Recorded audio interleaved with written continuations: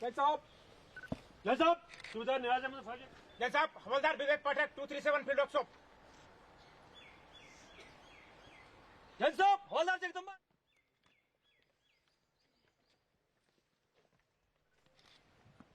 जैन साहब, सूबेदार आशीष ठाकुर। जैन साहब, इंस्पेक्टर सचिन हटकर 53 बटालियन बीएसएफ साहब। जैन साहब, सूबेदार बसपा कहेंगे। काम शुरू किया।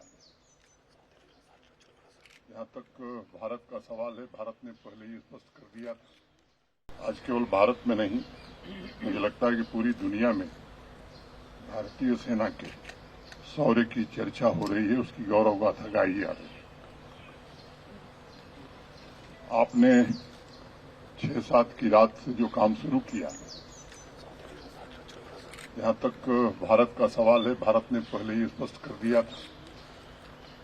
जो बर्बर आतंकी हमला निर्दोष नागरिकों पर 22 अप्रैल को हुआ बैसरन घाटी पहलगाम में, उसके बाद ही भारत के माननीय प्रधानमंत्री जी ने कहा था कि आतंकवाद और उसको प्रश्रय देने वाले उनके आकाओं को सबक सिखाई जाएगी।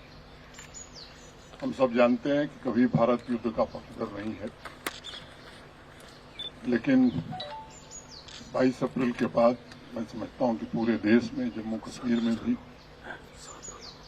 एक बड़ा जबरदस्त आक्रोश था और इसलिए सरकार ने फैसला किया कि आतंकवादी कैंपों को, आतंकवादियों को और उनके आकाओं को सबक सिखाई जाएगी।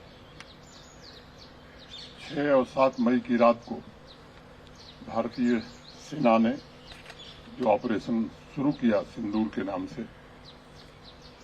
तो ये ध्यान रखा गया कि टेरर कैंप्स के अलावा मिलिट्री एस्टेब्लिशमेंट हो या सिविलियंस हो, इनको टारगेट हम नहीं करेंगे। आज पूरा देश जान रहा है, दुनिया जान रही है कि 9 ऐसे टेरर कैंप्स को भारतीय सेनाओं ने तबाह किया।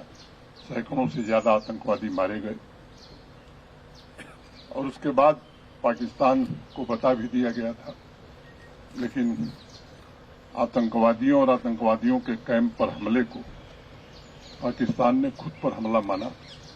और फिर आप तो प्रत्यक्ष गवाह हैं किस तरह से 1:30 बजे रात से उन्होंने पुंछ इलाके में फायरिंग शुरू की। जिस तरह से आपने साहस के साथ उसका जवाब दिया, मैं कह सकता हूं कि वहां तबाही ज्यादा हुई है, मंजर तबाही का उन लोगों ने देखा है। हमारे यहां भी सिविलियन, कई हमारे निर्दोष नागरिक शहीद हुए हैं। हमारे कुछ सेना के, बीएसएफ के जवान शहीद हुए हैं। मैं उन सबको श्रद्धांजलि देता हूं और मुझे लगता है कि महज 3 दिनों में ही दुश्मन घुटने पर पूरी तरह से आ गया था। पूरी दुनिया में गुहार लगाने लगा कि अब मुझे बचाओ। जैसा भारत सरकार ने पहले ही तय किया था कि हम युद्ध नहीं चाहते हैं, हम केवल आतंकवाद को खत्म करना चाहते हैं, उनके आकाओं को खत्म करना चाहते हैं। आज ये पाकिस्तान को भी पता है, दुनिया को भी पता है कि पाकिस्तान में कुछ भी ऐसा नहीं है जो भारतीय सेना के जद में नहीं है। मैं उसके विवरण में नहीं जाना चाहता हूं। आपके शौर्य और पराक्रम से पूरा देश गौरवान्वित है और भारत के 140 करोड़ लोग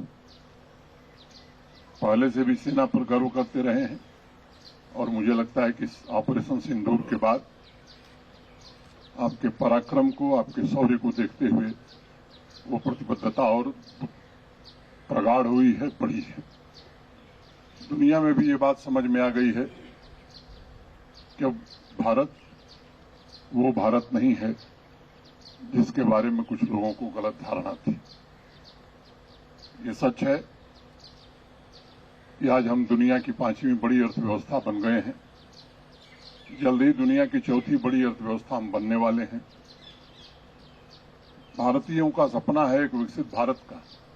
हम चाहते हैं कि हमारा हर नागरिक सम्मान से, सुविधाओं के साथ रह सके। लेकिन जो हमारा दुश्मन है वो कर्ज से इस तरह डूबा हुआ है कि लोगों को सामान्य नागरिक सुविधाएं और भोजन भी उपलब्ध नहीं करा रहा है। कर्ज लेकर के भी आतंकवाद को प्रश्रय देने की कोशिश करता है इस बार जो सबक मिली है, मुझे लगता है कि निश्चित रूप से दर्द इतना है कि उसे याद रहेगा। लेकिन फिर ये बात कही जा सकती है कि जो आज भारत का संकल्प है, भारत की सरकार का, भारतीय सेनाओं का जो निश्चय है, अब की बार गलती करेगा तो मुझे लगता है कि ऐसा सबक मिलेगा कि उसकी 7 पीढ़ियां याद करेंगी।